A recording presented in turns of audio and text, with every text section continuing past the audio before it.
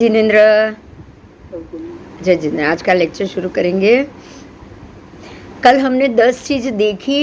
चलमान यानी चलमान चलित, उदयमान उदीरित, वेद्यमान वेदित, प्रहीणमान प्रहीण, छिद्यमान छिन्न, विद्यमान भिन्न, दयमान दग्ध, म्रियमाण मृत, निर्जीर्यमाण निर्जीर्ण होता है। देखिए कल हमने ना ये सारे में म्रियमाण मृत का अर्थ कुछ अलग निकाल दिया था।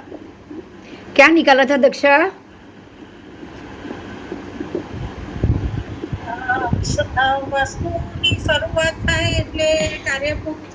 हाँ, પણ આમાં આ તો 10 ભેદ માત્ર કર્મ માટે હતા। માત્ર કર્મ તો કર્મ તો નિર્જીવ અને મૃત, કર્મ ખતમ થઈ ગયું તો એને મૃત જ શબ્દ આવશે ને। હા, આખા જે 10 શબ્દો હતા એ કોઈ વ્યક્તિ માટે નથી, કોઈ જીવ માટે નહોતા। હા, આ 10 કર્મની જો ઉદીર્યમાણ એટલે કે કર્મનું ઉદયમાં આવવું, વેદ્યમાણ વેદિત એટલે કર્મનું વેદાવું, પછી પ્રહીણમાણ પ્રહીણ, છિદ્યમાન છિન્ન એટલે કે એ કર્મનું છિન્ન ભિન્ન થવું, વિદ્યમાન ભિન્ન યાનું એનું ભેદાવું, દયમાન દગ્ધ તો કર્મના જે પૂતગલો હોય એ બધા બળી જવા, અને મ્રિયમાણ મૃત એટલે હવે આ કર્મ મૃત થઈને ખતમ થઈને નિર્જરિત થઈ ગયું। તો હવે નિર્જર્યમાણ નિર્જીર્ણ સમજાઈ વાત? उदय थी लई, उदय से लेके उदीर्णा होते होते होते सत्ता में पड़ा हुआ कर्म जब उदय होगा तो वो चलमान होगा। चलमान होगा कि नहीं? अब आधा काल पूर्ण होने के बाद अपना फल देने के लिए कर्म जब उदय अवलिका में आते हैं। बात समझ में आ रही है?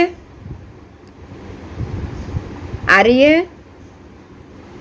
जब वो उदय अवलिका में प्रवेश करते हैं तब कर्म चलायमान होते हैं। होते कि नहीं होते बताओ?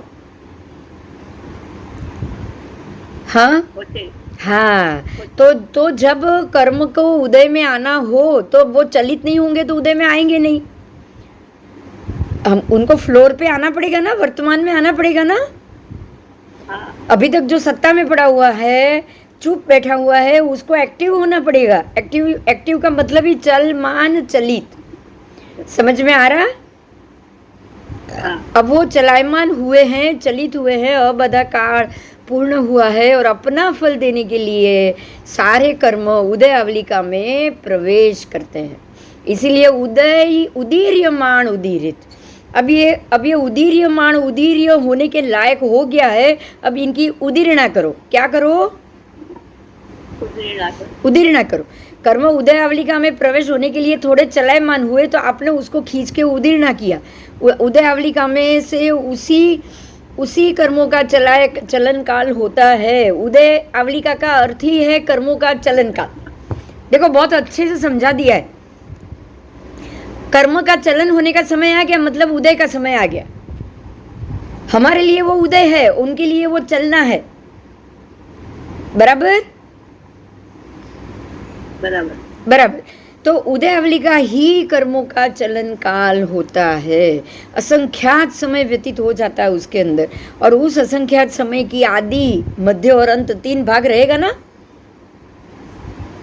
असंख्यात समय में शुरुआत, उदयमान होने की शुरुआत, उदयमान होने का मध्य, और अब उदयमान हो चुके उसका अंत। ये जब तीनों काल होता है इस प्रकार से, ये समय का भी 3 भाग होता है। कर्मदली को भी अनंत है। कितने अन्य कर्मदली के क्या हमारे अंदर आत्मा पे कर्मदली क्या 2 4 5 6 लगे हुए क्या? नहीं, अनंत लगे हैं। तो उनको उदय में आने का भी एक निश्चित क्रम होता है कि नहीं होता है? बोलो। जब तक वो व्यक्ति सामने नहीं आएगी, अंदर पड़ा हुआ कर्म चलायमान होगा ही नहीं।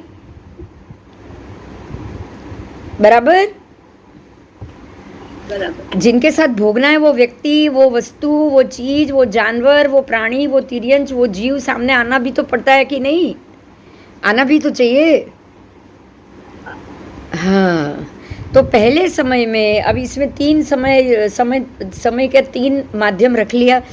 उसमें सबसे पहले शुरुआत में आदि यानी कि पहले समय में कर्म पुद्गल के जितने दलिक चलायमान होते हैं वो दलिक अपनी चलन क्रिया पहले ही समय में पूर्ण कर लेते हैं, बराबर। इसलिए पहले समय में चलायमान हुए कर्म दलिकों को पहले समय में ही चलित कहा जाएगा। चलायमान चलित समझ में आ गया? बोलो, जैसे ही उदय का काल शुरू हुआ पहले ही समय में ये सारे कर्म के पुद्गल चलित होना शुरू हो गए। तो जैसे ही वो चलित होना शुरू हो गए उनका उदय आ गया, तो उदय आने से ही उदय में आ गए ऐसा कहा जाएगा कि नहीं? कहा जाएगा, क्योंकि अब उनका उदय शुरू हो चुका है, तो पहले ही समय से वो चलित कहे जाते हैं। इस प्रकार से वर्तमान काल भावी चलायमान कर्म को भूतकाल में जो सत्ता में पड़े हुए थे वो कर्म को चलित रूप करने में कथन किया गया है कि चला मान चलित। अभी इसने चलना शुरू कर लिया है तो ये चले हुए माने जाने चाहिए। मतलब कि अब ये उदय वो व्यक्ति वो वस्तु सामने आ गई है, कर्म का उदय काल शुरू हो गया है, तो अब ये कर्म की उदीर्णा समझ लेनी चाहिए, बराबर बराबर। आओ, तो कर्मों को उदय आवलिका में प्रवेश करने से निर्जरा तक पूरी 10 प्रक्रिया होती है। कितनी होती है? 10 स्टेज होते हैं। पहले तो वो चलायमान होंगे, फिर वो उदीर्यमान होंगे, उदीरित होंगे, मतलब वो पूरे थोड़े थोड़े उसको थोड़ा आना है, उसको पूरा लाना पड़ेगा आपको। उसके बाद वेद्यमान वेदित, अब उसमें से कुछ पुद्गल वेदित होते हैं, आप उसका वेदन करते हो। उसमें प्रहीणमान प्रहीण, मतलब अब उसमें से कुछ और नया भी कर्म बंधने का समय आता है या समय वो कर्म बंधता भी है। छिद्यमान छिन्न, अब उसमें से आप उसका छेदन करते हो। छेदन कैसे करते हो कि जो खत्म हो गया वो खत्म हो गया, लेकिन जो बाकी रह गया है, जो जिसने नया कर्म बांध दिया है, तो वो पुराने कर्म पड़े रहे, उसका छेदन हुआ और उसी में से ही नया कर्म बंध गया। तो छिन्न मान भिन्न हुआ, भिन्न मान भिन्न हुआ। अब ये अलग हो गए, दो अलग हो गए, एक नया कर्म का बंध और एक पुराने कर्म का बंध भी नया पड़ा, वो बंध। समझ में आ रहा है ना? उसके बाद दयमान दग्ध हो जाना, यानी कि कर्म का जो पड़े हुए पहले के जो पुद्गल के कर्म, पुद्गल उसके छोटे छोटे जो भी कण या पुद्गलित होते हैं कर्म, वो सबका धीरे धीरे जल के खत्म होना, दय हो जाना, दय हो जाना। आपके कर्म जब खत्म होते हैं ना, तो वो सारे उसके जो पुद्गल होते हैं ना, वो थोड़े थोड़े करके उदय में आते वो खत्म होते जाते। अगर कर्म खत्म हो रहा है तो खत्म होते जाएंगे। फिर म्रियमाण मृत, तो अब वो खत्म हो गए, वो पुद्गल को आपने जर्जरित कर दिया, उसको जला दिया, तो अब ये मृत पड़े हुए कि नहीं पड़े हुए? बताओ, उसके पुद्गल मृत हो गए कि नहीं? मर गए, यानी अब ये वापस नहीं आएगा कर्म। तो कर्म वापस नहीं आएगा तो उसके पुद्गल का क्या हुआ होगा? सोचो, प्रक्रिया तो होगी ना, एक होगी कि नहीं? हाँ, मर गए। हाँ, वो कर्म मर गए, अभी वो पुद्गल खत्म हो गए, मर गए। अब उसमें ताकत नहीं है जिंदा होने की वापस। तो ये म्रियमाण मृत हो चुके हैं। अब मृत होने के बाद अब आपके आत्म प्रदेश के ऊपर से क्या होगा? उसका मृत होते हुए कर्म के पुद्गल अब चिपक के रहेंगे क्या? निर्जरित हो जाएंगे। तो अब लास्ट होगा निर्जीर्यमाण निर्जीर्ण, मतलब अब ये निर्जीर्यमाण हो चुके, तो अब इनकी निर्जरा शुरू हो गई, तो अब निर्जरित कहे जाएंगे। बोलो। हाँ। ये आपके कर्म का प्रोसीजर, ये 10 प्रकार से आपके कर्म धीरे धीरे करके जिनको ख़त्म होना होगा वो निर्जरित तक जाएंगे, किसी का ख़त्म नहीं होना होगा और वापस भिन्न होना है, मतलब वही उसमें से थोड़ा निर्जरित हुआ, थोड़ा नहीं हुआ, थोड़ा वापस बंधा, तो वो भिन्न तक आके आप अटक जाओगे। फिर दयमान नहीं होगा, वो दग्ध नहीं हो पाएगा। समझ में आ रहा है? नया अगर बंध गया तो। बात मेरी क्लियर हुई? हाँ, ठीक है। इसमें 5 पद, छिद्यमान छिद्य, भिद्यमान भिन्न, दयमान दय, म्रियमाण मृत और निर्जीर्यमान निर्जरा, ये सारे 5 पद जो लास्ट वाले थे ना, वो सारे आप उदीर्णा करके उदय में आए हुए कर्म की उदीर्णा कर करके उसमें से आपने कुछ भी बाकी ना छोड़ा और आपने उसको पूरा रूप से निर्जरित कर लिया। तो लास्ट जो 5 पद है वो निर्जरा के लिए, लेकिन उसके पहले के जो पद है वो आप उदीर्णा निर्जरा नहीं कर रहे हो, लेकिन उदय के समय में नया कर्म बांध रहे हो। बराबर? एकदम क्लियर हो गया ना? हाँ, इतना डीप तो मैंने कहीं नहीं पढ़ा। हाँ, यही तो, इसीलिए तो ये भगवती सूत्र है भाई, ये भगवती सूत्र है। कर्म का दली कैसे बंधता है, सत्ता में जो पड़ा है वो पुद्गल परमाणु के रूप में है। वो परमाणु जब भी उदय में आएंगे तो किस प्रकार से उनका व्यवहार होगा, वो कैसे उदय में आएंगे, तब वो परमाणु उसमें से मतलब क्या होगा कि जिनका समय आएगा ना उसके अंदर हलचल होगी कि नहीं, बताओ? जो कर्म की आत्म प्रदेश के ऊपर जो कोने में जो कर्म पड़ा होगा, जिसकी बारी आई उधर हलचल होगी, उधर ऐसे जीवन खुलेगा। मतलब अगर आप सूखे हुए कर्म पड़े हो उसके ऊपर पानी डालो तो वो गीला हो जाता है ना। अगर कोई भाग कीचड़ से सूख गया हो तो कीचड़ लग के कोई पार्ट सूख गया हो, आप उसके ऊपर थोड़ा गीला पानी डालो तो वो वापस जिंदा हो जाएगा कीचड़। इसी तरह से ये कर्म का जब उदीर्णा का समय आएगा, जब संजोग खड़े होंगे, लेशिया खड़ी हो जाएगी, तो वो लेशिया उसको वापस जिंदा कर देगी कि अब इस तेरी बारी आई है, चल तू तेरा हिसाब चालू कर। अगर आपने समझदारी बताई तो ही खत्म होगा, निर्जरित तक नहीं तो नहीं जाएगा। हाँ, तो जब भी कर्म उदय में आए आपको वो चालू हो जाएगा, चलित हो जाएगा, वो जगह चलित हो जाएगी, वो परिपक्व हो जाएगा, वो गीला हो जाएगा, वो ताजा हो जाएगा। गीले के मतलब ताजा। जब कोई व्यक्ति सामने आता है, आपका दुश्मन है, तो उसको देख के ही आपको अंदर पीड़ा हो जाती है कि इसको देख के आपको फील नहीं हो रहा है कुछ अच्छा। आप जानते हो 10 साल पहले कोई मिला है और गुस्सा करके मारामारी करके गया है, जब वो सामने आएगा तो मन में डंक और पीड़ा होती है कि नहीं होती है? मतलब क्या हुआ, 10 साल पुराना जख्म सामने, कर्म जब सामने आया तो वो जख्म ताजा हो गया, हरा हो गया। तो ये हुआ चलमान चलित। बराबर? अब उदयमान उदीरित में आप क्या करोगे? सब याद करोगे, वो समय याद करोगे, वो क्या बोला था वो याद करोगे, उसने क्या किया था वो याद करोगे। तो ये उदीर्णा हुई ना, पहले की पीड़ा आप वापस जाग के उसको वापस बढ़ा रहे हो। अभी कुछ हुआ भी नहीं, बोलो अभी कुछ हुआ भी नहीं। 10 साल पहले जो हुआ उसको याद करके आप उसकी उदीर्णा कर रहे हो। अब वेद्यमान वेदित, अब उसका अब वेदन का समय आ गया है। क्या करना है बोलो? और बढ़ानी है। गुस्सा तो हम निकालेंगे ही नहीं उसके प्रति, सामने देखते ही या रास्ता मोड़ देंगे, नहीं तो 2-4 गाली बक्के चले जाएंगे। तो आपने तो और वेदित किया उसको, आपने उसको वेद्यमान वेदित किया, वेदन करने की शुरुआत कर ली उसको। बराबर? और प्रहीणमान, प्रहीण का मतलब है उसमें बैठ जाना। प्रहीण का मतलब है बोट, गाड़ी, वाहन। समझ में आ रहा है? आप उसमें बैठ गए, गाड़ी ये मेरी है और मैं बैठ गई, पुरानी बात याद करके अभी आ जाओ सामने, मैं कुछ नहीं भूली हूं 10 साल पहले क्या हुआ था।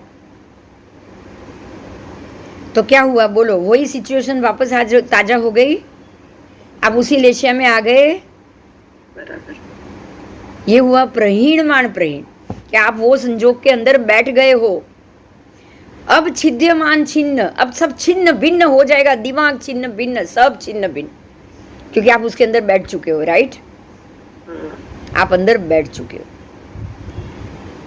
समझ में आ रहा है?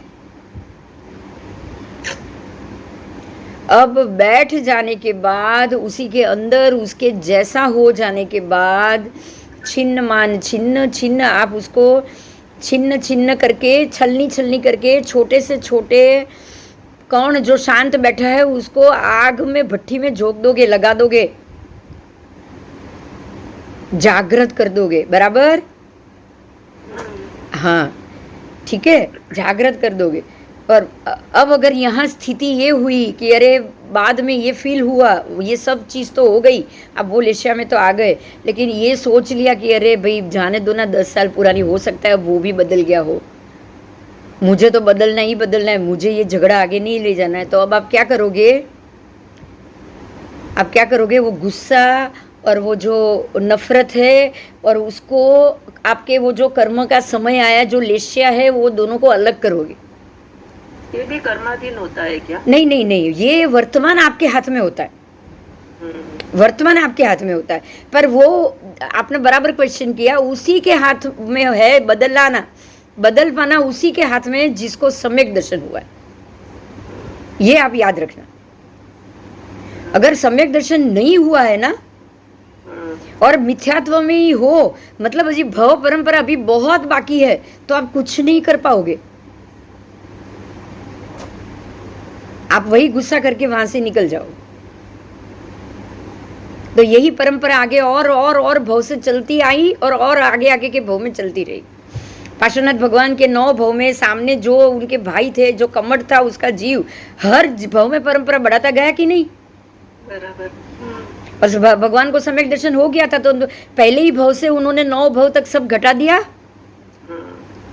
वो घटाते गए, दूसरे भव में घटाते, तीसरे में और घटाया, चौथे में और घटाया, 9वें तक तो केवली हो गए, वो सब भूल गए। पर जब तक 9 बाकी थे, सम्यक दर्शन हुआ था, इसीलिए घटा पाए। करेक्ट। तो वर्तमान में आपको ये ही ध्यान में रखना है। अगर बार बार गुस्सा आ रहा है, बार बार वो चीज याद आ रही है, तो आपको ये समझना है कि अभी भी मेरे भव ज्यादा बाकी है क्या? क्यों मैं अपने आप पे काबू नहीं कर पा रही हूं? थोड़ा सम्यक दर्शन आया और चला गया होगा तो ये लड़ाई होगी कि नहीं? तब ये लड़ाई होगी। सम्यक दर्शन भी आके बहुत बार जाता है, हमने वो कर लिया, 9 कम से कम 9,000 जगन्य उत्कृष्ट 1.5 लाख बार आता है जाता है, आता है जाता है। तो जब भी आता है जाता है, तो आपके पास थोड़ा ये दोनों चीज है ना, नया बांधने का भी समय है और छोड़ने का भी समय आता है। थोड़ा दिमाग चलता है, बाकी वापस आप जैसे के जैसे हो जाते हो। थोड़ी देर के लिए दिमाग चलता है, क्यों ऐसा क्यों होता है? क्योंकि अभी आपके ऊपर कर्म की श्रृंखला लगी हुई है, बहुत लगी हुई है, भव बहुत बाकी है, अभी भी आपके अंदर उतना बदलाव नहीं। वो कर्म पड़े हैं इसलिए नहीं आ रहा है, अंदर पड़े हैं इसलिए नहीं आ रहा है। आप समझ सकते हो, परमात्मा महावीर स्वामी को भी पहले ही भव में सम्यक दर्शन होने के बाद 27 भव तक तो उनको भी रहना पड़ा कि नहीं? क्यों क्यों? कर्म ज्यादा लगे हुए थे, ऊपर ज्यादा कर्म लगे हुए थे, मिथ्यात्व के दलिए ज्यादा लगे हुए थे। 7वीं नरक में भी जाना पड़ा, 5वीं नरक में भी जाना पड़ा। ज्यादा लगा होगा तो समय जाएगा ना, लड़ाई ज्यादा होगी। तो वो ही लड़ सकता है जिसको सम्यक दर्शन हुआ है। सम्यक दर्शन होने के बाद अगर 27 भव हो सकते हैं, आप सोच लो। तो जिनके सम्यक दर्शन हुआ ही नहीं, उनको तो कोई सोचना ही नहीं है ना, उसको तो। आपके सामने अगर ऐसी कोई व्यक्ति आए, आपको बार बार एक ही बात सोचनी है, हो सकता है इसको अभी सम्यक दर्शन ना हुआ हो, या हो सकता है कि सम्यक दर्शन होने के बाद चला गया हो और इसकी भव परंपरा ज्यादा बाकी होगी, इसीलिए मेरी लड़ाई बंद नहीं हो रही है। बराबर बराबर। तो अभी मुझे मेरी तरफ से अकाउंट बंद करना है। करेक्ट। आप ये कर सकते हो बस। और ये वर्तमान में ही जब कर्म उदीर्णा में आ गया, अब छिद्यमान छिन्न, आप उसको छिन्न भिन्न करना चाहोगे, भेदना चाहोगे, भिन्न करना, अलग करना चाहोगे, तो ही भेद्यमान भिन्न का मतलब आपको, आप उसको अपनी आत्मा से अलग कर रहे हो। आपके आत्मा के ऊपर जो कार्मण वर्गणा लगी है, उसको कुदेर कुदेर के आप अलग करना चाहते हो, और अब आप अलग कर रहे हो। तो ये तो सम्यक दर्शन ही कर सकता है। ये कोई सामान्य भव परंपरा जिनकी ज्यादा ही बाकी है, कोई गिनती ही नहीं बाकी, जो मिथ्यात्वी है, वो नहीं कर पाएगा ये काम। अब यही नहीं कर पाएगा तो दग्ध होने की तो बात ही नहीं हुई। आप उसको कुरेद के निकालोगे तो दग्ध करोगे ना। ये बिल्कुल कैंसर की ट्रीटमेंट है, समझ में आ रहा है? बिल्कुल कैंसर की ट्रीटमेंट। पहले वो गांठ को ढूंढो, गांठ को ढूंढने के बाद उधर दवाइयों डालो, उसको अलग करो, शरीर से अलग करो, उसको कीमो दो, वो एरिया को अलग करो। समझ में आ रहा है? भिन्न करो, बाकी के शरीर के पार्ट से उसको अलग करो, छिन्न भिन्न, अभी छिन्न भिन्न हो रहा है। उसके बाद कुछ कीमो के बाद सर्जरी करेंगे, तब वो आएगा भिन्न भिन्न, विद्यमान भिन्न आएगा ना। और तब आप उसको कुरेद डॉक्टर उसको छुरी से ऐसे कातर से, छुरी से उसको कुरेद के पूरा गांठ का वो एरिया पूरा का पूरा बाहर निकाल देगा। निकालेगा कि नहीं बोलो? और अब आएगा दग्धमान दध्य, वहां पे उसको जलाया जाएगा वो पार्ट को। फिर से कीमो देके वहां पे जो भी पार्ट में अशुद्धि पड़ी है, जो भी कर्म के अभी भी कोई ना कोई पुद्गल पड़ा है, उसको जलाया जाएगा। समझ में आ रहा है?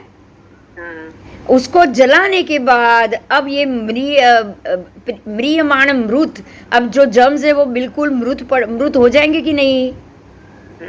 वो एरिया मृत हो जाएगा कि नहीं बोलो? हाँ।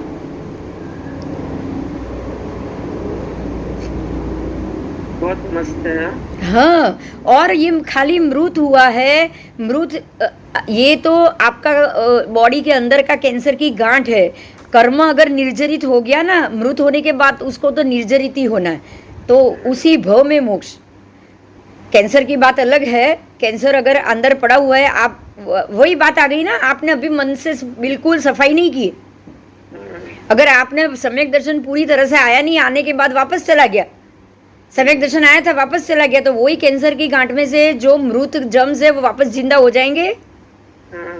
तो हमारे अंदर भी मिथ्यात्व के जो कीड़े हैं ना, वो वापस जिंदा हो जाएंगे।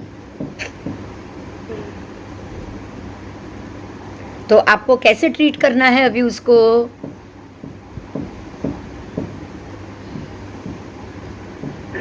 ये मृत होने के बावजूद निर्जरित हो जाए, और वही कर सकता है जो सम्यक दर्शनी। बराबर? आपको हर मिनट यही सोचना है। कुछ समय के लिए दिमाग घूम जाए ना, कुछ समय के लिए घूम जाए, आप किसी की मौत तक वांछा कर लो, कुछ भी इच्छा कर लो, लेकिन कुछ समय के बाद आपको वापस सोचना ही है कि अरे मैं ये क्या कर रही हूँ, मैं क्यों ये बढ़ा रही हूँ, मुझे ये नहीं बढ़ाना है, मुझे किसी से बैर नहीं। इसके लिए बार बार दिमाग को एक कमांड देना पड़ेगा, सारे जीवों से मैत्री भाव चाहिए मुझे, बस मुझे किसी से नफरत नहीं चाहिए। आपको ये बात दिमाग में बार बार डालनी पड़ेगी। सभी जीव करूँ शासन रसी, ये बात बार बार डालनी पड़ेगी। समझ में आ रही है? सभी जीव का कल्याण इच्छना ही पड़ेगा, तो ही नफरत कम होगी। नफरत अगर अंदर दिल से नफरत निकालनी हो ना, तो अंदर प्रेम भरना पड़ता है। बराबर। प्रेम भरोगे तो ही नफरत निकल पाएगी। आपको अंदर जो पड़ी नफरत है ना, उसको ही प्रेम में टर्न करना है हमको और कुछ नहीं करना है। बराबर। अंदर जो गुस्सा पड़ा है, जो क्रोध पड़ा है, जो नफरत पड़ी है, उसको ही हमको प्रेम में तब्दील करना है बस।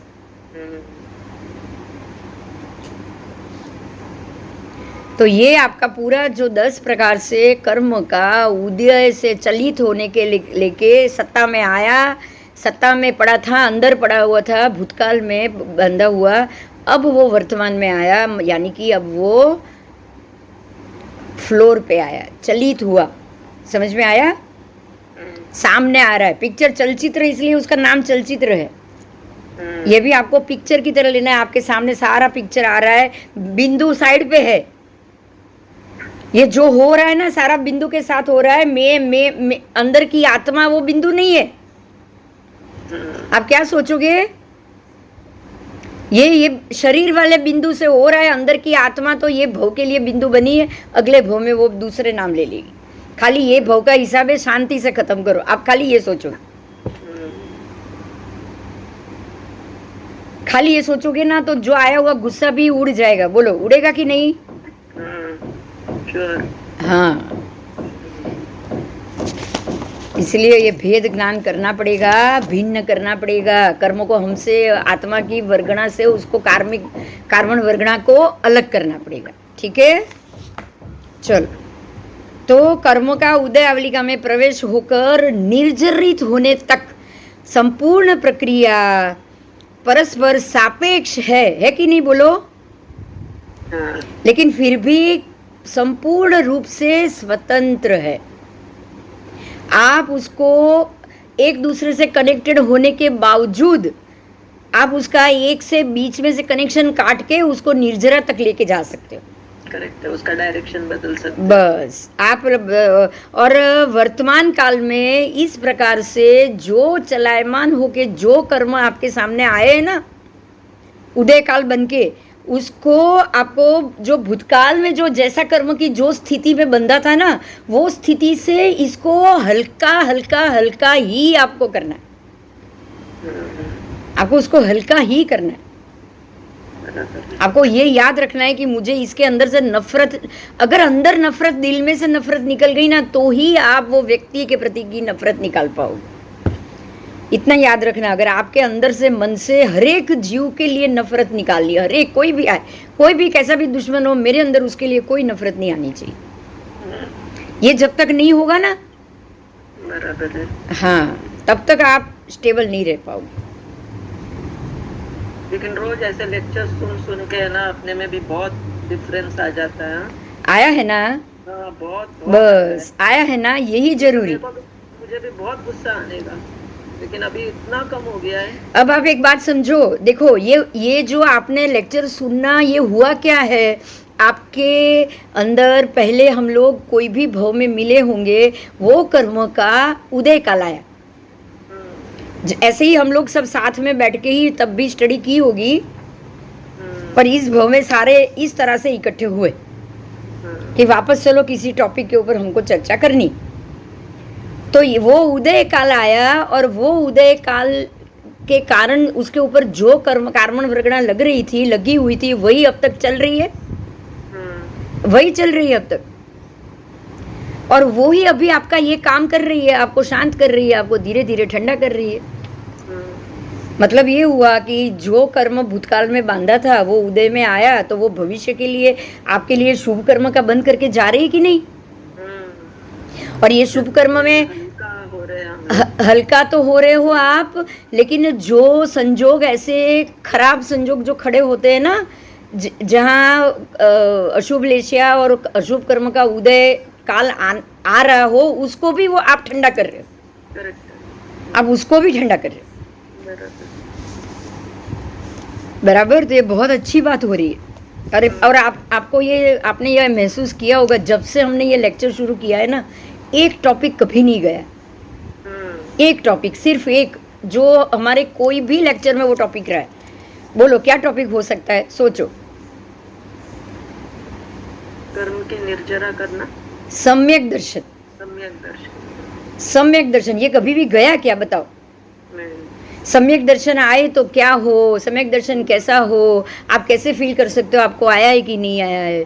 सम्यक दर्शन आने के बाद आप कैसे किसी भी नफरत से आप कैसे डील कर सकते हो? आज वही चल रहा है कि अगर मान लो कि ऐसा, आपने अभी वही क्वेश्चन किया कि हो सकता है कि आप ना बदलो, तो ना बदलने की वजह ही तो सम्यक दर्शन हुई कि भाई नहीं क्यों बदल पाए आप, अपने आप को बदल क्यों नहीं पाए? क्योंकि सम्यक दर्शन आके चला गया है, तो अभी भी भाव गिनती बाकी है, ऊपर कर्म ज्यादा लगे हुए, तो सम्यक दर्शन काम नहीं करेगा। जिनकी भाव गिनती ज्यादा होगी, उसको तो सम्यक दर्शन काम करने वाले है ही नहीं ना। हाँ, बराबर। तो ये तो आपको आज खाली ये 10 पद में पूरा कर्म ग्रंथ आ गया ना। बहुत बहुत बहुत धन्यवाद, आपकी वजह से ये सब हमको सुनने को मिल रहा है। हाँ, पर ये भी मेरी वजह से तो नहीं, मैं आपकी वजह से ये लेक्चर ले चालू करके बैठी हूँ, ऐसा लग रहा है। बहुत अच्छा लगता है ये सब। चलो चलो, अब ये कर्म की स्थिति की बात आ रही है। देखो, अब हम थोड़ा सा, ये तो हमने अपने ऊपर लिया, बराबर, सम्यक दर्शन, राग द्वेष, उसको कैसे भिन्न करना है, लेशिया कौन सी होगी, हमने अपने ऊपर लिया था। अब हम कर्म की स्थिति पे जाएंगे। किस पे जाएंगे? कर्म की अपनी स्थिति। अब कर्म अपनी स्थिति पूर्ण होते ही उदय में ना आए, वो पॉसिबल है? बोलो। नहीं। वो तो पॉसिबल ही नहीं है। कर्म का सत्ता में समय खत्म हो जाए तो वो अपने आप उदय में आ जाएगा। बराबर। अपने आप वो जैसे ही पूरा होगा, वो सारे जो कर्म का सत्ता में समय पूरा हो गया, वो अपने आप उदय अवलिका में प्रविष्ट हो जाए। तो आज आपको सबसे बड़ी बात ये मालूम पड़ी कि अंदर पड़े हुए पूर्व जन्म के कर्म अपने आप समय आते ही अपने आप वो फ्लोर पे आ जाते है ना। इसीलिए ऐसे हम अनजान होके भी बैठ के धर्म की चर्चा कर रहे हैं, और ऐसे ही अनजान लोग भी सामने आ जाएंगे अचानक से, जिसको पहली बार देखा हो आते ही उनका झगड़ा भी शुरू हो जाता है। क्यों? क्योंकि कर्म उदय अवलिका में कर्म ने प्रवेश कर लिया। तो पूर्व जन्म के जो कर्म अशुभ होंगे तो वो तो सीधे आके झगड़ा ही शुरू कराएगा कि नहीं, बोलो। अब क्या करना है आपको ऐसे समय में? क्या करना है? शांत रहना है बस। कुछ भी हो जाए वापस थोड़ी देर बाद फिर से शांत हो जाओ। अगर कुछ हो रहा है तो कर्म के कारण हो रहा है, लेशा के कारण हो रहा है, थोड़ी देर बाद खुद फिर से अपने आप को शांत करो। बराबर? आओ। कर्म का समग्र जत्था ध्यान दीजिएगा। कर्म की वर्गणा बहुत सारी होती है, ऐसा तो है नहीं छोटे छोटे कण, क्योंकि ये तो सारे एक परमाणु के अवस्था में होते हैं। ज़्यादा परमाणु इकट्ठे होके वो बंध जाएंगे, इसीलिए जब खरते हैं ना तब खुद परमाणु बन जाते हैं। समझ में आ रहा है? वो परमाणु ही चिपकते हैं हमारे ऊपर वर्गणा बन के, वर्ग बनते हैं उसके अलग अलग, और वही वर्ग अपने आप जब खरेंगे तब अपने आप निकल जाएंगे। परमाणु ही है वो, तो वापस पूतगल में मिक्स हो जाएगा। तो कर्म का समग्र जत्था एक साथ उदय में अवलिका में प्रविष्ट नहीं होता है। समझ में आ रहा है? एक साथ नहीं होता है, धीरे धीरे होता है। कैसे फील करोगे, बोलो।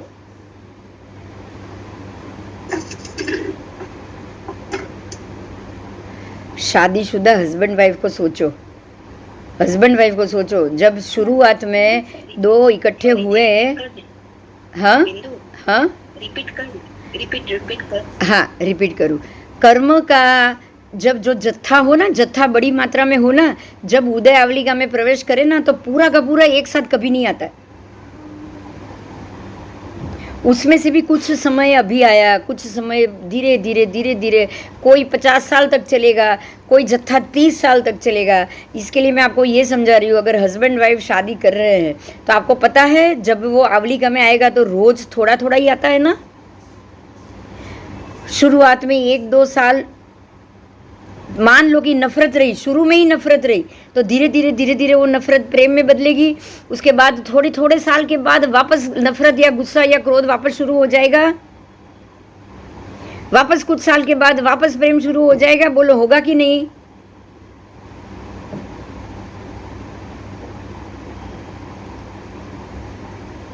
हाँ या ना? कभी कभी बढ़ता जाता है, कभी कभी नहीं भी होता है। कभी कभी मतलब क्या हुआ, जब जो जत्था है उस हिसाब से आप बिहेव करोगे। जो जत्था पहले आया है, जो जिसने शुरुआत में पहला जो आया वो लेशिया पहले काम करेगी। फिर दूसरे समय में दूसरे कुछ साल के बाद जो जत्था आएगा उसकी लेशिया उस समय का काम करेगी। इसीलिए आपको हर एक समय में अलग अलग रूप मिलते हैं ना लोगों के। किसी से जोरदार झगड़ा हुआ हो तो 10-15 साल की दोस्ती के बाद भी तो हुआ होता है। कभी कभी तो गहरे दोस्त भी कैसे दुश्मन। हाँ, गहरे दुश्मन बन जाते हैं, गहरे दुश्मन। तो आज 20-25 साल के बाद हस्बैंड वाइफ में भी एक दूसरे का मर्डर कर लेते हैं। तो ये क्या हुआ, कुछ समय में कुछ जत्था आया, एक साथ नहीं आया ना। हाँ, तो किसी भी कर्म में ऐसा नहीं होता है। ठीक है, तो एक समग्र जत्था एक साथ उदय अवलिका में प्रविष्ट नहीं होता है, वो क्रमशः आता है, क्रमशः। थोड़ा आ गया, खत्म होना है तो खत्म, नहीं खत्म हुआ है तो नया बंध रहा है तो वो वापस सत्ता में चला गया बांध के, फिर अब दूसरा जत्था। ठीक है, जितना जत्था जो समय उदय अवलिका में प्रविष्ट हो गया वो जत्था ही चलमान चलित कहा जाएगा, जो नहीं हुआ है वो नहीं कहा जाएगा। बराबर बराबर। आओ चलो, तो जब ये चलित कार्य पूर्णतानी अपेक्षाएं अंतिम क्षण में होता है, अब ये माना जाएगा, बताओ। चलित तो जैसे ही आ गया वैसे मानना पड़ेगा ना।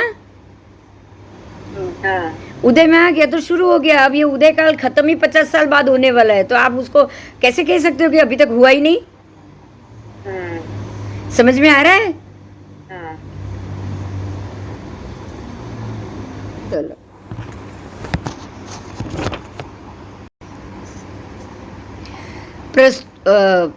पूर्णता की अपेक्षा से आंशिकता की अपेक्षा में आरोप करने से मिथ्यात्व खड़ा होगा, भ्रम खड़ा होगा। पूर्ण नहीं हुआ है इसलिए आंशिक भी शुरू नहीं हुआ है, आप ये नहीं कह सकते हो। और इसी मुद्दे पे जमाली ने नया पंथ भी किया और निन्हव भी बना, वो 9 निन्हव में से एक निन्हव भी बना जमाली, क्योंकि उसकी तबीयत ठीक नहीं थी। अभी वो मैं स्टोरी आपको थोड़ी बता दूँ। उसकी तबीयत ठीक नहीं थी, उसका शरीर में ज्वर और सब ताप सब था, तो उसने अपने शिष्यों को कहा कि भाई तुम पथारी करो, संथारा की तैयारी करो, मुझे तो सोना है, मेरी तबीयत ठीक नहीं है। शिष्यों ने संथारा करना शुरू किया तो तबीयत ठीक नहीं थी, इसलिए तुरंत ही थोड़ी देर में ही वो बोल उठा, क्या हुआ, संथारा हुआ कि नहीं? तो शिष्य बोल रहे नहीं, अभी तक नहीं हुआ है, चालू है। तब उसने ये नियम बना दिया कि भगवान तो कह रहे कि हो, चालू होना कर दिया तो वो हो गया, तो देखो कहाँ हुआ है। मतलब कि कोई भी कार्य जब तक पूरा ना हो उसको शुरू भी नहीं मानना है। तो ये नया मत ले लिया ना उसने, और सिद्धांत से अलग ले लिया, गलत ले लिया। सिद्धांत में तो आप जब संथारा होना शुरू हो चुका है तो आप शुरू हुआ ही नहीं है, ऐसा कैसे कह सकते हो? ऐसा तो कह ही नहीं सकते। शादी हो गई है, 1 दिन हो गया, 2 दिन हो गया, 1 महीना हो गया, आप ये अब शादी जब तक खत्म नहीं हुई तब तक मेरी शादी और मेरा ये हुआ ही नहीं, आप ऐसा तो नहीं कह सकते ना। लेकिन वो भगवान के पास जाके ऐसा समाधान क्यों नहीं लिया उन्होंने? नहीं लिया क्योंकि वो अंदर पड़े थे ना। मैं फिर से कह रही हूँ, अंदर समय पड़ा है लंबा घूमने का, मिथ्यात्व ही पड़ा है अंदर। तो कहाँ से वो मिथ्यात्व वाले को, तो भगवान की बात ही उसने गलत साबित कर दी ये मुद्दे से। वो तो राह देख रहा था ऐसा मुद्दा मिले उसकी,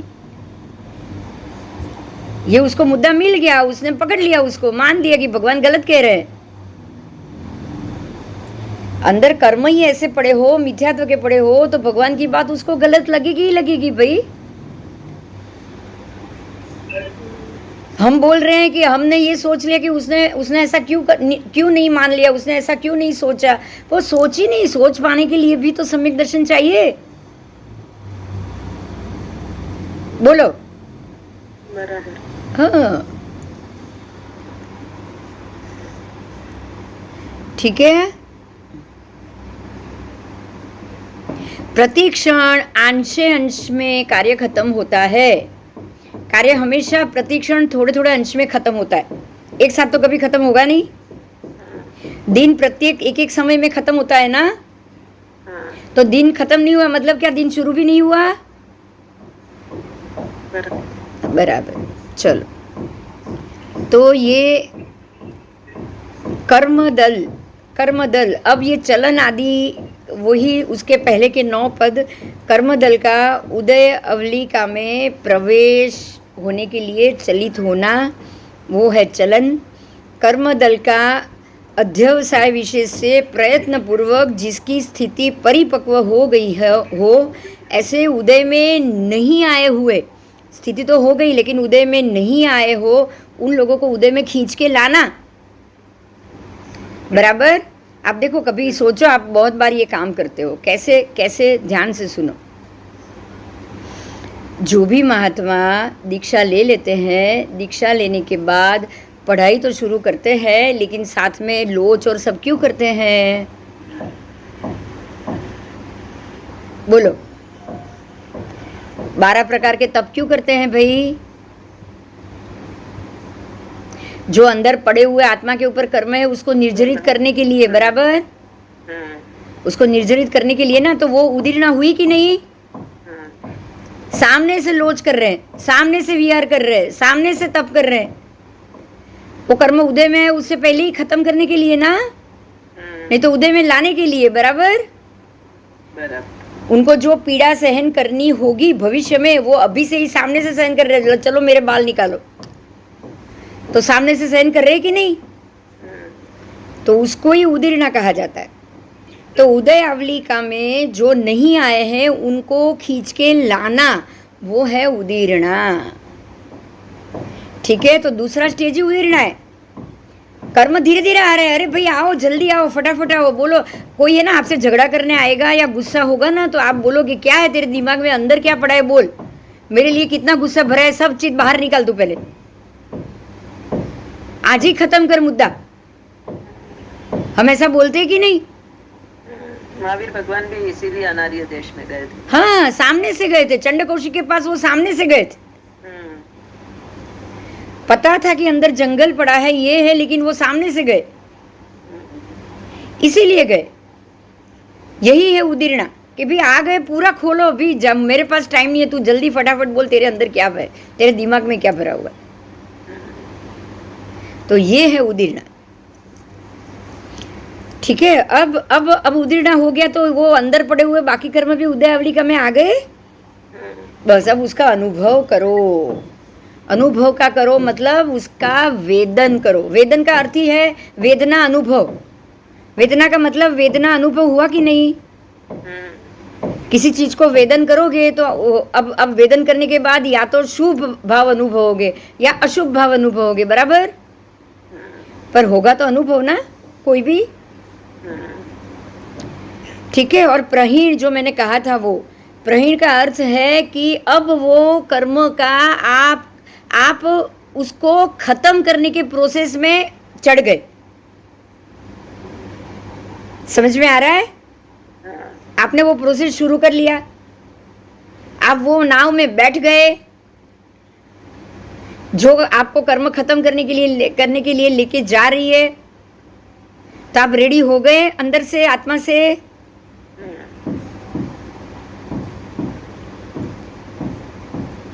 बराबर? अब आया छेदन। अब जो कर्म आत्मा प्रकृति पे पड़े उसको छेद रहे हो, कुरेद रहे हो। जैसे कैंसर की जो गांठ पड़ी है उसको डॉक्टर कुरेद रहा है, छेदन कर रहा है ना, फिर भेदन कर रहा है, भिन्न कर रहा है, अलग कर रहा है। अब कुरेद लिया, अब इसको अलग करो, चलो अब खंखेरो, अब नहीं चाहिए, मेरे को तो झगड़ा नहीं चाहिए, तेरे को झगड़ा करना है तो तू सोच, मुझे झगड़ा नहीं चाहिए, बात खत्म कर। तो ये क्या हुआ? भेदन हुआ ना। तो भेदन करने से जो कर्म बंधा हुआ है उसके तीव्र रस का आप अपवर्तन कर रहे हो। अपवर्तन मतलब उसको घटा रहे हो, उसका मंद कर रहे हो, बराबर? अगर कोई आप पे गुस्सा है तो 2 बार पूछोगे, भाई क्या है, बताना क्या है, अंदर क्यों गुस्सा है। आप अंदर से उसके अंदर से जो बात है वो निकलवा रहे हो, ताकि वो निकल जाए, कांटा बहुत शरीर में से कांटा निकल जाए, शल्य निकल जाए, तो पीड़ा नहीं होगी। अंदर ही कांटा पड़ा रहा तो क्या होगा? ज्यादा पीड़ा होगी कि नहीं? पीड़ा बंद होने की तो संभावना ही नहीं रहेगी, बराबर? तो आप उसको अपवर्तन करोगे, उद्वर्तन करोगे, कुरेदोगे, खत्म करने की कोशिश करोगे, तो क्या कहोगे उसको? भेदन। क्या कहोगे? छेदन भेदन बोलते हैं ना हम। हाँ, हम बोलते हैं छेदन भेदन। छेदन भेदन करो, अब बात को रफा दफा करो, खत्म करो। अंदर से जो भी अंदर जो गलत भाव पड़े सब बाहर निकल। तेरे मन में क्या रहे है? मन को ही शल्य लगता है और किसी को लगता है? बताओ। ठीक है। अब जो एरिया आपने खाली कर लिया, आपका मन खाली कर लिया, तो अब ये जो कर्म का जो अंदर जो टुकड़ा टुकड़ा पड़ा था, पुद्गल का रूपी छोटे छोटे लकड़े के कण पड़े थे, वो सब को अभी आपको अग्नि में डाल के बीज को अग्नि में आप बीज को अग्नि में डालोगे ना, सेक दो ना, तो अब उसमें से नया फल नहीं होता है, पता है? पता है, धान्य बीज को अगर एक बार जला दो ना, तो अब नया वृक्ष नहीं होगा उसमें से, उसको जलाना पड़ता है। तो ये कर्म रूपी जो भी आपके जो पुद्गल है, कर्म के सारे पुद्गल, उसको उखेड़ उखेड़ के अब आप कुरेद कुरेद के आपने निकाले, अब उसको सबको जला दोगे ताकि ये वापस खड़े ही ना हो। वापस खड़े नहीं होने चाहिए ना, तो अब आप उसको जला रहे हो, तो जलने के बाद ये म्रियमाण मृत हो जाएंगे। अब कितना भी पानी मिले वो बीज को, मिट्टी मिले, पानी मिले, हवा मिले, बोलो वो बीज में से वृक्ष बनेगा? नहीं बनेगा। तो आपको भी अपने अंदर पड़े हुए कर्मों को कुरेद के बाहर निकाल के मृत प्राय करने हैं, जला देने, जलाना और बिल्कुल मरण तोल कर देना, ताकि ये बाद में कभी भी खड़े ना हो। बराबर बराबर। अब मरण तोल करने के बाद निर्जरित भी करना है, अपने आप ये खरने भी चाहिए, अंदर नहीं पड़े रहने चाहिए, ये कोमा में नहीं जाने चाहिए। बात समझ में आ रही है? वो उसको नींद में सुलाना नहीं है, उसको क्लोरोफॉर्म नहीं देना है। और क्लोरोफॉर्म देना, नींद में सुलाना शब्द क्या है पता है? कर्म का, कर्म ग्रंथ में आता है, याद आता है किसी को?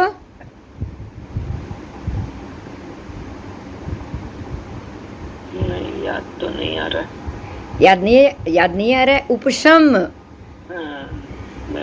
उपशम है ना? आप कर्म को उपशम गुण स्थान है कि नहीं 11वें में? दलितों को दबाया, ऊपर से शमन किया, ऊपर से, अंदर से नहीं। कर्म के दलित को अंदर से जला के खत्म नहीं किया है आपने, खाली उसको दबाया। तो खड़े होंगे कि नहीं? दबा के रखा है उसको, बराबर टाइम पे खड़े हो जाएंगे। हाँ, की मजा આવી આજે? બોલો, बहुत अच्छा लगा। आज आखो कर्मग्रंथ થઈ ગયો તમારો, થયો कि नहीं? और ये प्रोसेस बहुत ही अच्छा लगा पूरा। हाँ, आपको कभी भी गलती से भी दबाना नहीं है। वो कोई भी किसी के ऊपर गुस्सा हो तो वो क्षण उसके सामने ही चुप, बाकी अंदर अंदर जलते रहो, गुस्सा करते रहो, वो कभी नहीं होना चाहिए, कभी भी, नेवर एवर।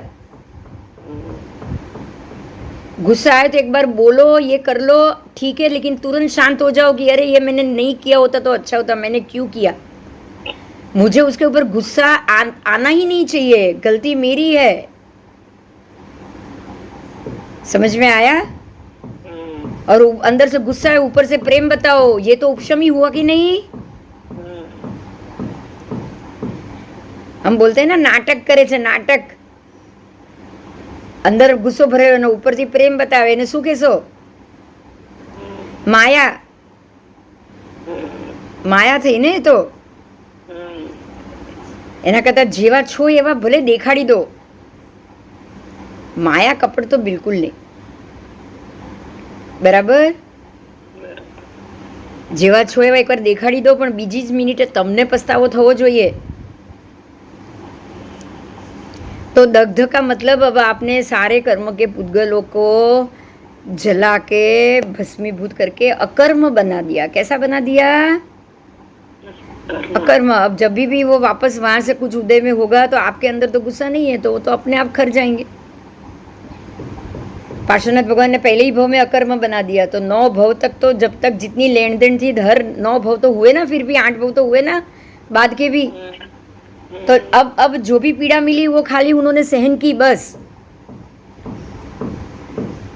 बराबर? हाँ, उसका कर्मबंदी ऐसा था। एक बार पत्नी बन के लेना था, एक बार भाई बन के लेना था, एक बार मित्र बन के बदला लेना था। तो अब सब चीज एक भव में तो हो नहीं सकता, इसलिए 8 भव तक बात चली। पर 8 भव तक कर्म तो पहले ही भव में भस्मीभूत करके जला के बंजर कर दिए, तभी चढ़ा नहीं ना भगवान को। वो 9 भव में वो उसका बाकी आवलिका ही बाहर आती गई आती गई आती गई, उदय आवलिका ही बाहर आती गई। ऐसा कर्म था जो 9 भव तक चला। आप सोच लो, चला ना। हाँ, तो मृत का अर्थ ही है कि पहले के बांधे हुए जो भी दलीय हैं वो खत्म हो जाए, जल जाए, भस्मीभूत हो जाए, अब इसमें से नया उत्पन्न ना हो पाए, वो हो गया मृत।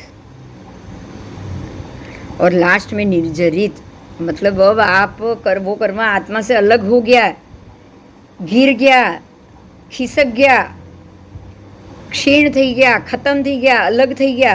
अब आत्मा शांति से मोक्ष जाएगी, बिल्कुल निर्जरित होके।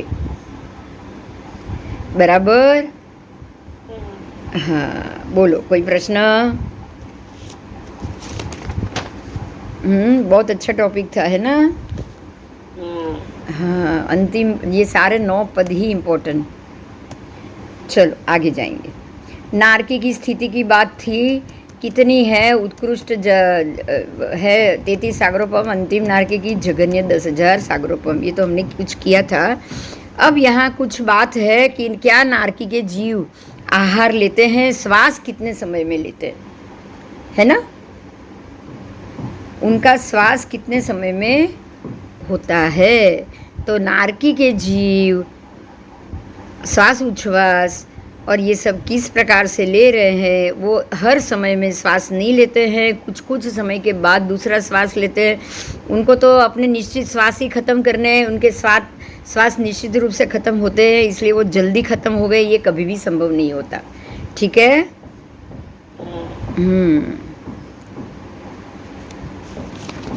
आओ,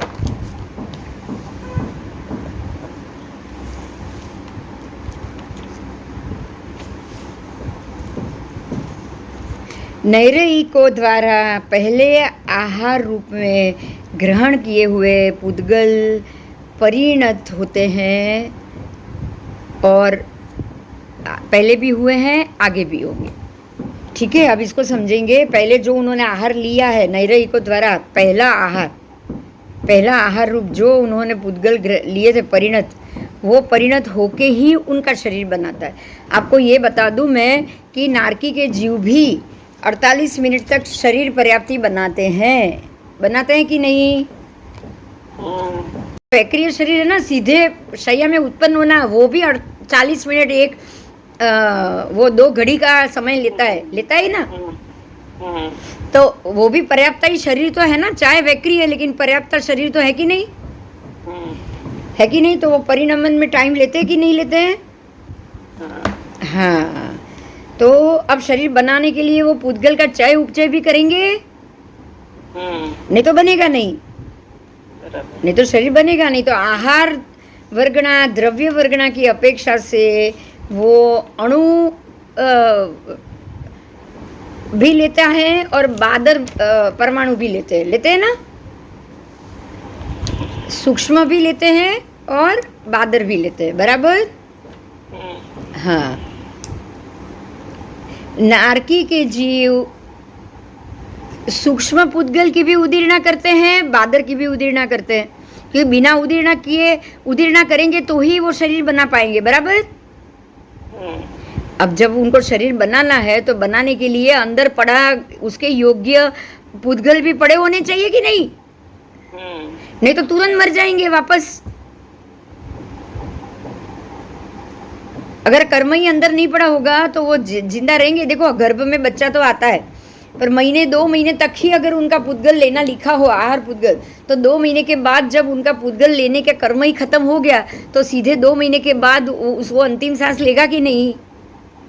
गर्भ में ही लेगा। तो गर्भ में गर्भपात क्यों होता है? माँ के कारण होता है? नहीं। बच्चा अपने आयुष्य के लिए जितना चाहिए उतना दलिक आगे नहीं ले सकता है, तभी होता है। बराबर? हाँ, अगर वो बच्चे को आयुष्य कर्म के दलिए ही 2 महीने तक के गर्भ के हो तो फिर वो कहाँ से ले पाएगा, आगे कैसे जी पाएगा? बताओ, जी पाएगा? तो इस प्रकार से कर्मण वर्गणा की अपेक्षा से आहार पुद्गल का भी चय उपचय होता है और शरीर पुद्गल का भी होता है। इंद्रिय पुद्गल का भी होगा ना। इंद्रिय के चय उपचय के लिए वो पुद्गल भी लेने पड़ेंगे ना उन लोगों को। श्वासोच्छ्वास लिए के भी होगा। अगर 33 सागरोपम की आयु बांधनी हो तो 33 सागरोपम तक का कर्मबंध भी तो अंदर होना चाहिए।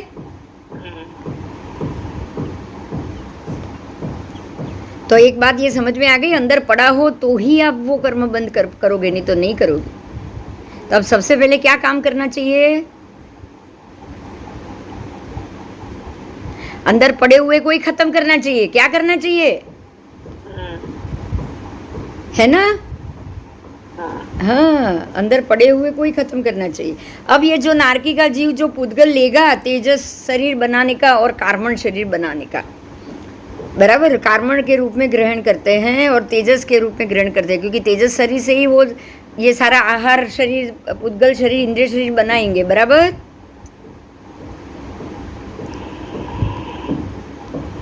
तब जो पुद्गल वो तेजस और कार्बन रूप में ग्रहण करते हैं वो अतीत काल में भी लेते हैं, वर्तमान में भी लेते हैं और आगे भी लेते हैं, बराबर।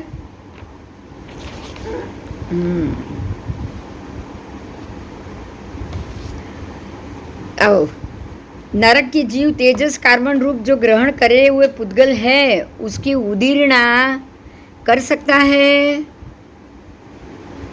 बोलो, कोई बोलेगा?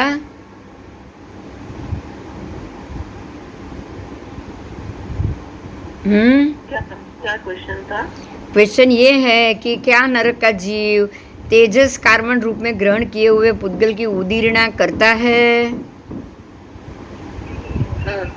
हाँ, क्योंकि वही उसको तो यहाँ तेजस और कार्बन शरीर का कर्मबंध तो है कि नहीं? बोलो, है। वैक्रिय शरीर का भी है कर्मबंध, तो बिना कर्मबंध तो यहाँ आएगा ही नहीं। तो कर्मबंध होगा तो ही आप आए हो। अपने आप ये तो समझने की बात है, अंडरस्टैंडिंग की बात है ना। चलो,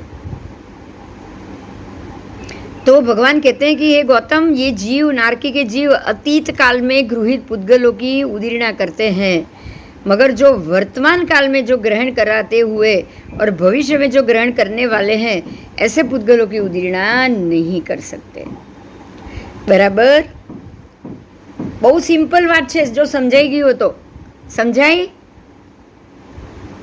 तो बोलूं गुजराती में। ભૂતકાળમાં ગ્રહણ કરેલા પુદ્ગલોની ઉદીર્ણા કરી શકે પણ વર્તમાન કાળમાં ગ્રહણ કરેલાની નહીં. શું કામ? બોલો. અને ભવિષ્યની પણ નહીં. કેમ?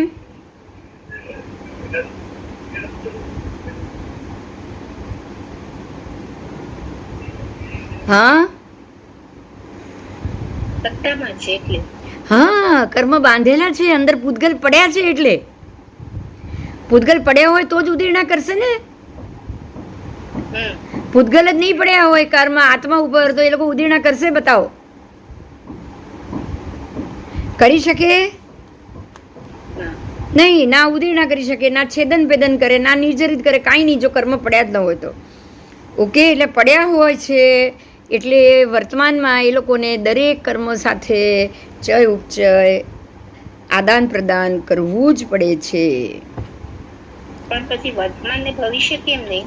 વર્તમાન ને ભવિષ્ય એટલા માટે નહીં કારણ કે એ તો હવે નવા બાંધશે, એ તો સત્તામાં જ જવાનું છે બધું. નવું તમે અત્યારના આપણે જે કંઈ બાંધીએ જવાનું તો સત્તામાં જ છે ને. એટલે એની તો ઉદીર્ણા કરવાનો ક્યાં પ્રશ્ન જ છે, એ તો બંધ પડી રહ્યો છે. નવો તો વિષય જ જુદો થઈ ગયો ને, બંધ પડી રહ્યો છે. નવું તો તમે કર્મબંધ ગણાશે ને. એટલે બંધ સમયે જીવ ચેતીએ, એટલે તો કીધું છે કે તમને ખબર નથી પડતી બંધના સમયે કે તમે ચેતેલા જ નથી, ચેતેલા નથી. એટલે તમે જે કંઈ પણ કરી રહ્યા છો એ બંધ પડી રહ્યો છે અને સત્તામાં જઈ રહ્યો છે, એટલે ગમે ત્યારે બી એ ઊભું થવાનું. બરાબર ને? बराबर बराबर। हाँ, बराबर। એટલે वर्तमान काल में ग्रहण किए हुए प्रत्येक पुद्गल की उदीर्णा करते ही करते हैं, અને जो अब आने वाला है उसकी भी तो उदीर्णा करेंगे। जो चल रहा है वो भी वर्तमान भी और भविष्य की भी कर्म की करेंगे ना उदीर्णा।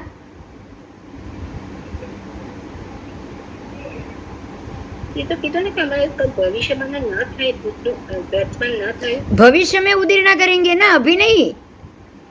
अच्छा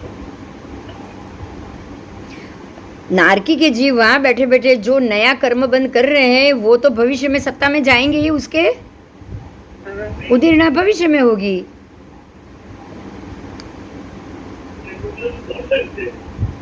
जो मिथ्यात्वी जीव है वही कर्म बंद करेंगे, सम्यक दृष्टि नहीं। बराबर।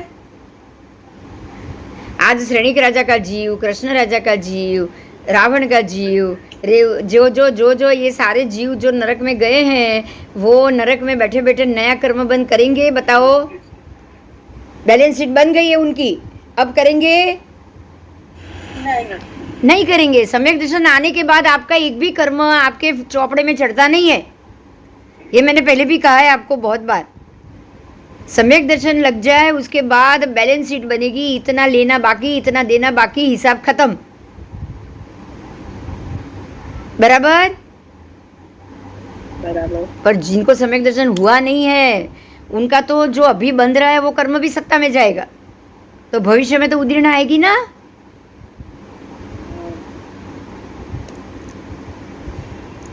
चलो,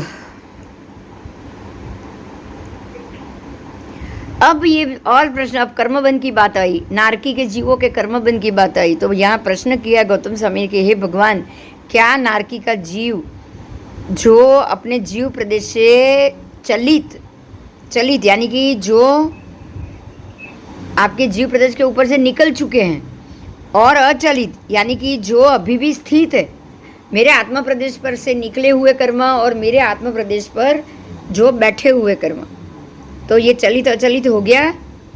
क्या वो चलित कर्मों को बांध रहे हैं, क्या वो अचलित कर्मों को बांध रहे हैं? बोलो। चलित को तो बांधेंगे नहीं, क्योंकि चलित तो उदीर्णा हो रही है। क्या हो रहा है चलित में? उदीर्णा हो रही है। पर अचलित है, जो अचलित जो पड़ा रहने वाला है, सत्य में रहने वाला है, उसको तो बांधना ही पड़ेगा ना उनको। उसमें से तो वो बच नहीं सकते। मतलब ये हो गया कि अगर सम्यक दर्शन ना हो तो नरक गति में भी जीव प्रति क्षण कर्म बंद करता है। बराबर। हाँ, બોલો કોઈ પ્રશ્ન? આજે બહુ ઘણું બધું શીખી ગયા છો, મજા આવી ગઈ આજે. હા,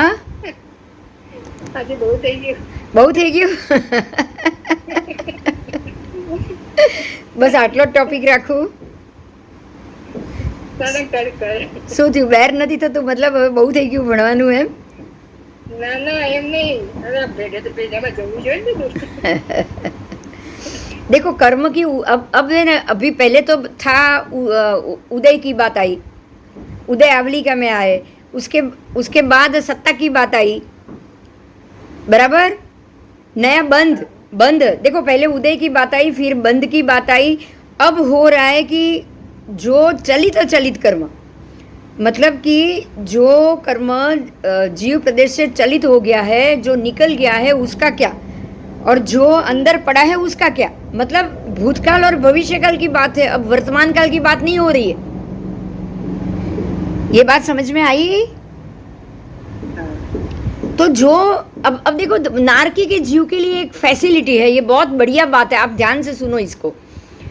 नरक का जीव जब कर्म उदय में जब कर्म चल रहा है, तो जो चलित कर्म, जो कर्म चालू है, उदय आवलिका में चल रहा है, उसको वो भोग रहा है। बराबर, भोग रहा है।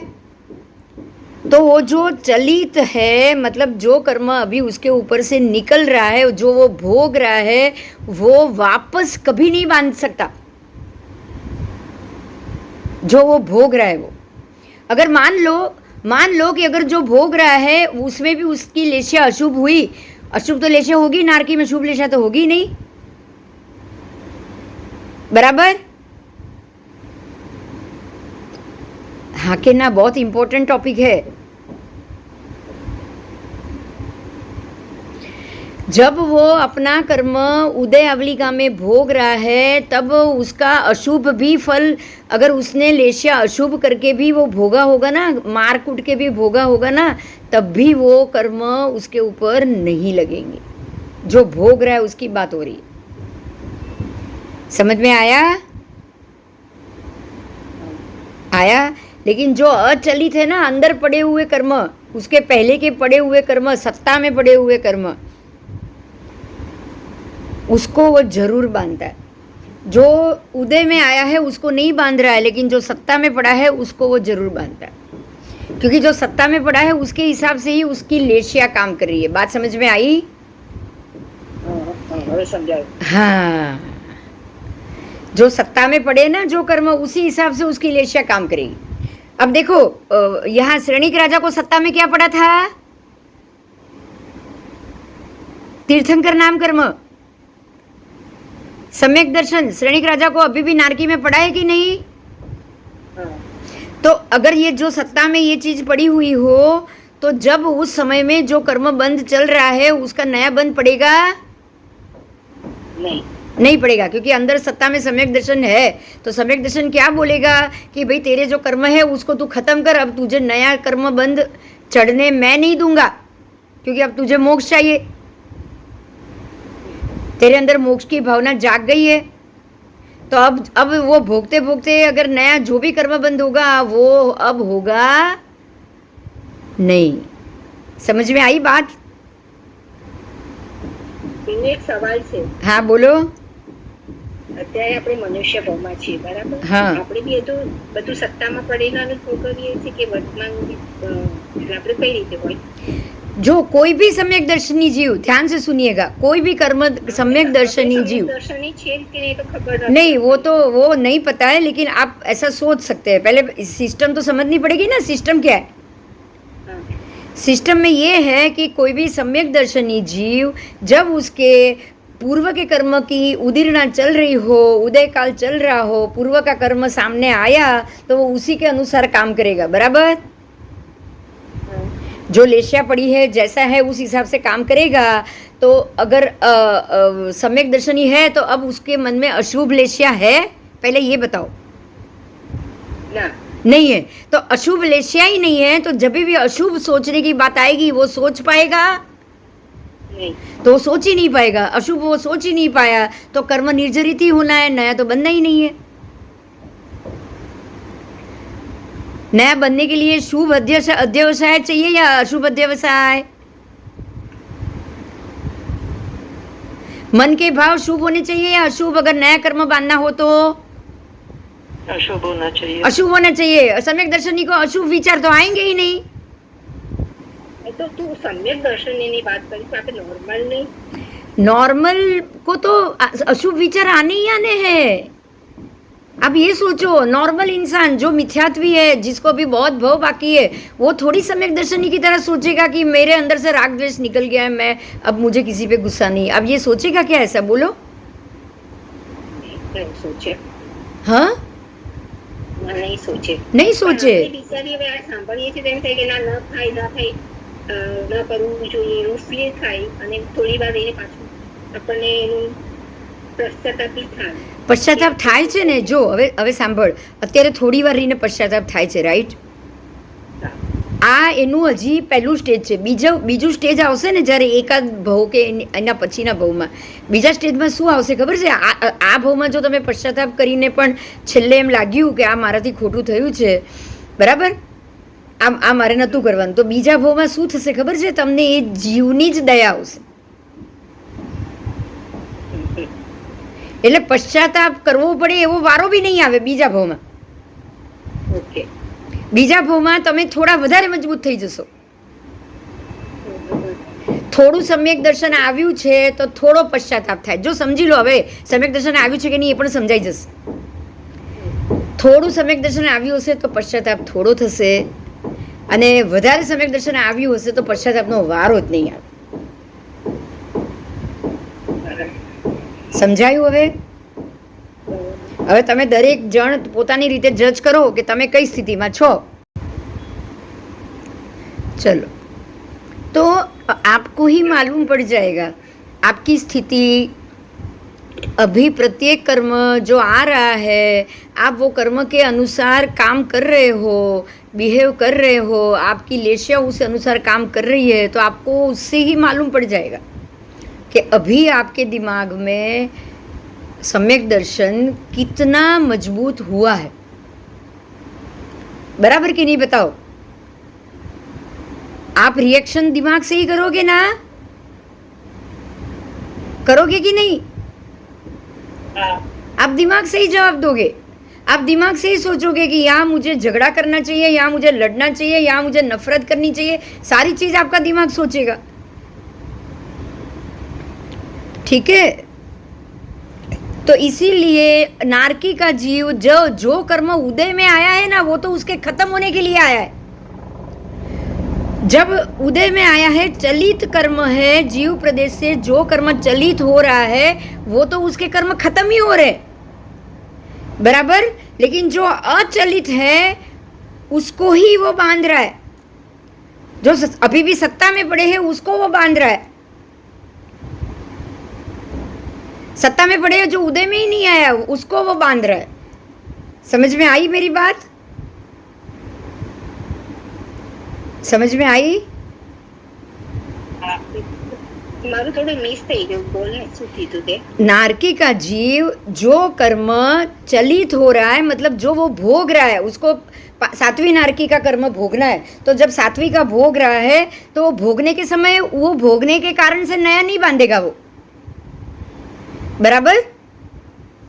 वो कर्म भोग रहा है, वेदना भोग रहा है, उसको लेशिया भी अशुभ है, कृष्ण लेशिया है, वो अपने पूर्व भव के दुश्मन को याद कर रहा है, लेकिन वो याद करके वो नया नहीं बांध रहा है. याद करके वो नफरत करे या कुछ भी सोचे, उसका बुरा सोचे, उससे वो बांध नहीं रहा है, क्योंकि वो बंधन में पड़ा है. वो अभी उसको जाके कुछ कर नहीं रहा है उसके साथ. तो अब यहाँ आपको एक बात क्लियर हो रही हो तो ध्यान से सुनो कि इंसान मन से उतना नहीं बांधता जितना वचन और शरीर से कर्म बांधता है.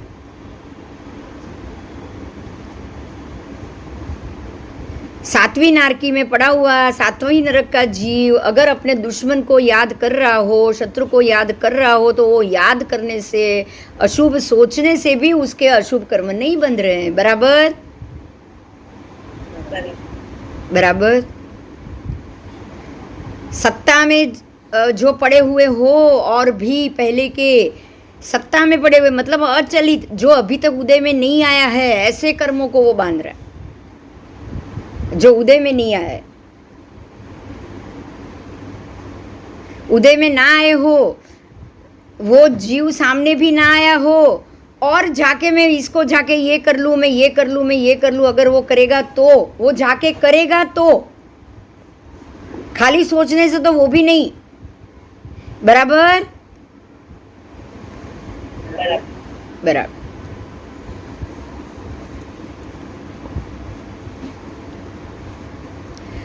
अब यही मुद्दा, फिर से यही मुद्दा, क्या नारकी का जीव चलित कर्म की उदीर्णा करता है या अचलित कर्म की उदीर्णा करता है? ચલિત કર્મ. हाँ, चलित कर्म की उदीर्णा करता है. चलित कर्म की उदीर्णा करने की जरूरत होती है क्या? ऑलरेडी उदीर्णा में आ गए. बात समझ में आई? चलित कर्म का मतलब उदीर्णा में आए हुए कर्म, उदय आवलिका में आए हुए कर्म. चलित का मतलब क्या हुआ? उदीर्णा किसकी किया जाता है पहले ये सोचो. चलो, ઉદયમાં આવે ઉદયમાં આવે એની અને જે સત્તામાં પડ્યા હોય એની. બરાબર? बराबर. बराबर. तो अब इनको चलित कर्म की उदीर्णा करने की जरूरत है क्या? नहीं. चलित कर्म की उदीर्णा नहीं होगी. और नारकी के जीव तो कर भी नहीं पाएंगे, अगर कर पाएंगे तो भी मनुष्य कर पाएगा, नारकी का जीव नहीं। बराबर। उदीर्णा कौन कर सकता है? देखो फिर से याद करना ये बात, हमेशा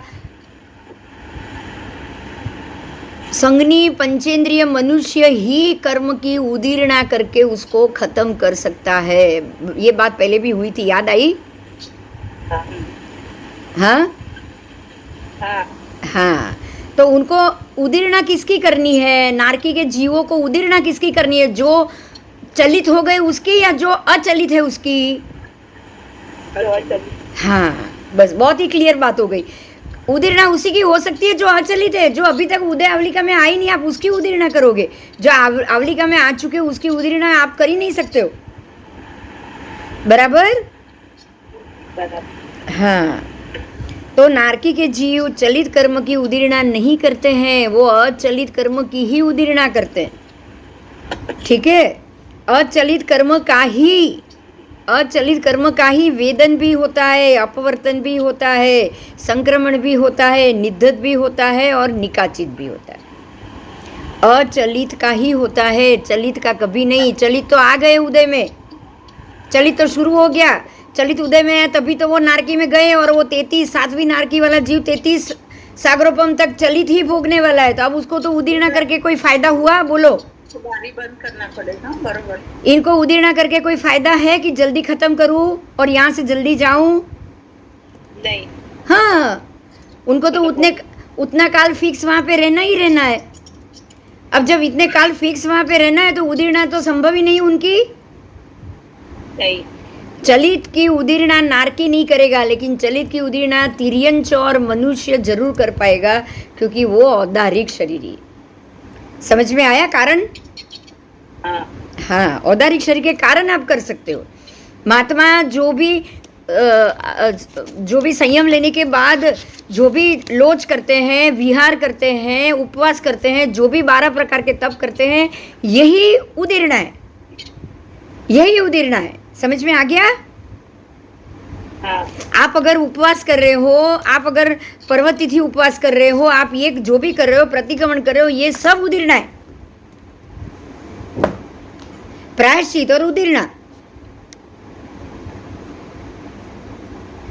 क्या नरक का जीव आत्मा प्रदेशों के ऊपर से चलित कर्मों की निर्जरा करते हैं?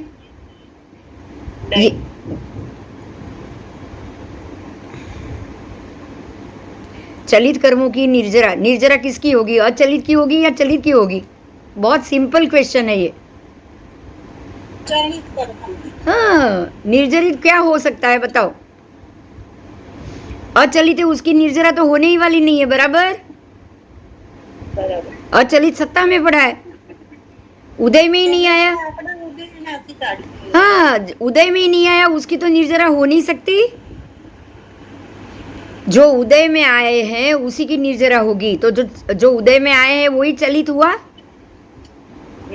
तो चलित की निर्जरा कर सकते हैं, अचलित कर्मों की निर्जरा नारकी के जीव नहीं कर सकते। बराबर। इसके लिए मैं आपको एक एग्जांपल दूं। परमात्मा का जीव 7वीं नारकी से निकल के मत्स्य बना, मत्स्य बनने के बाद वापस 5वीं नारकी में गया, 5वीं नारकी से निकल के सिंह बना। तो नारकी से निकल के मत्स्य बना, इसका मतलब क्या हुआ कि वो नारकी में गए, उससे पहले अंदर अचलित कर्म भी पड़े थे। नहीं तो एक बार 7वीं नारकी में जाने के बाद अब नारकी के योग्य क्या बचेंगे? नहीं। बोलो। ऐसे तो नारकी में योग्य सारे कर्म खत्म हो जाने चाहिए कि नहीं? लेकिन अंदर सत्ता में कोई कर्म पड़ा हो जो अब उदय में आए और 5वीं नारकी के योग्य वो बन जाए, या 5वीं नारकी के योग्य पड़ा हो कर्म, तो जब वो उदय में आएगा तब वो 5वीं नारकी में ही जाएंगे कि नहीं? बताओ। जाएंगे।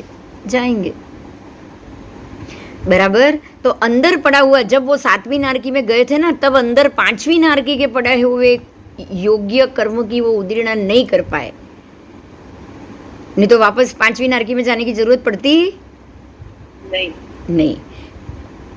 ये सम्यक दर्शन चला गया था इसलिए। अब जिनका आ गया हो वो,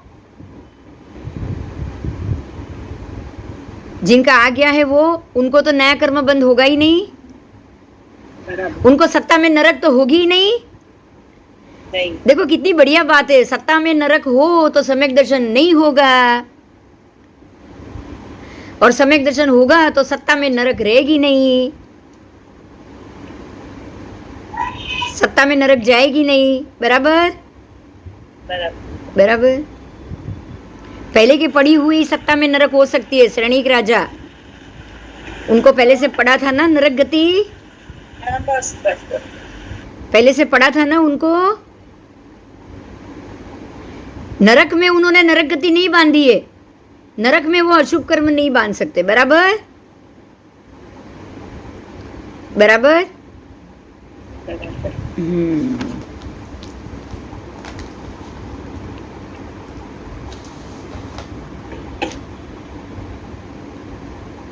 हाँ बोलो अभी। अब नारकी का आहार, जो सारी चीज आई थी ना, उसको अब सबको हम देखेंगे। यहाँ नारकों की स्थिति, उसके श्वासोच्छ्वास, उसका श्वासोच्छ्वास का समय, उसका आहार, फिर उसका आहारित अनाहारित पुद्गल परिणमन, उसके बाद उनका चय, उपचय, उदीर्णा, वेदन, निर्जरा, आहार द्रव्य वर्गणा, कर्म द्रव्य वर्गणा, उसके पुद्गल का उपचय, सब सब सब बात नारकियों की अपेक्षा की सारी बात की चर्चा की है कि नरक के जीव क्या आहार लेते हैं, कैसे आहार लेते हैं, क्या आहार लेते हैं। तो वो सारी चीज शुरू करेंगे। बोलो, करूँ शुरू कि ज्यादा हो रहा है? काले काले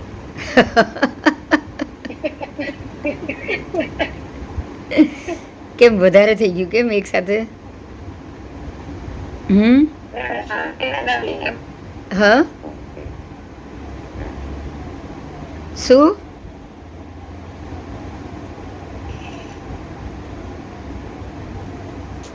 ચાલો કઈ વાંધો નહીં, કાલે કરશું. ચાલો.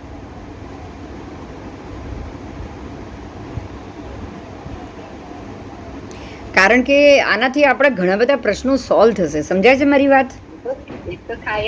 હા હા. કારણ કે નરકના જીવ નરકમાં જઈને કયા કયા કર્મો બાંધી શકે, કયા કર્મોની ઉદીર્ણા કરી શકે, કઈ એની સ્થિતિમાં બદલાવ કેમ નથી આવતો, નરકમાં ગયા પછી સ્થિતિમાં બદલાવ નથી આવતો, નરકમાં જતા પહેલા સ્થિતિમાં બદલાવ આવે છે. આવે છે ને? આ 7મી નારકી તોડીને 3જી નારકીમાં ગયા, બધા 4 નારકી તોડી તો પહેલા જ સમયમાં મનુષ્યમાં જ બદલાવ લાવ્યો એ લોકોને બદલાવ કેમ આવ્યો? કારણ કે મનુષ્ય ભવમાં એમણે સમ્યક દર્શન આવ્યું, તીર્થંકર નામ કર્મ બાંધ્યું, એટલે 4 નારકી તૂટી. સમ્યક દર્શન વાળાને જે 4 નારકી નહીં તૂટે. બરાબર? 4 નારકી તૂટવાનું કારણ તીર્થંકર નામ કર્મ. અને સમ્યક દર્શનની તો 5મી નારકીમાંથી પણ જીવ નીકળીને બીજા ભવે જ મોક્ષ જઈ શકે છે. બોલો, તો એનો અર્થ એ થયો ને કે એને સત્તામાં કોઈ અશુભ કર્મ નતા પડ્યા હોત તો બીજે જ ભવે મોક્ષ ના થયો હોત. બરાબર? અશુભ કર્મ નહીં એટલે મતલબ સમ્યક્ત્વ જ ને. હા, સમ્યકત્વ જ છે. એટલે સત્તામાં મિથ્યાત્વ નથી. સત્તામાં મિથ્યાત્વ નથી તો જ તમે તમારો બીજે ભવે મોક્ષ થાય. નારકીમાંથી નીકળીને સીધો મોક્ષ થાય. પણ જો સત્તામાં મિથ્યાત્વ પડ્યું હોય તો કોઈ મોક્ષ થવાનો સંભવ જ નથી. હા, એટલે કર્મ બંધન તો ચાલ્યા જ કરશે. બરાબર? આજે એટલું સમજાયું? ચલો બસ, હવે આજ પાછું સાંભળી લેજો એકવાર, આપણે બાકીનું કાલ કરશું. આપણે ધીરે ધીરે જવું, આપણે કોઈ ઉતાવળથી નથી જવાનું. ના ના, મારે જ નથી જવું ને ભાઈ, મારે જ ઉતાવળ નથી કરવી. ઓકે? હા, હેવી થઈ જાય ને, હેવી લોડ જ્યારે ભણવાનો થઈ જાય ને ત્યારે મગજને થોડું આપીને બંધ કરી દેવાનું. ઓકે? ચાલ. હા, જય જિનેન્દ્ર, જય જિનેન્દ્ર.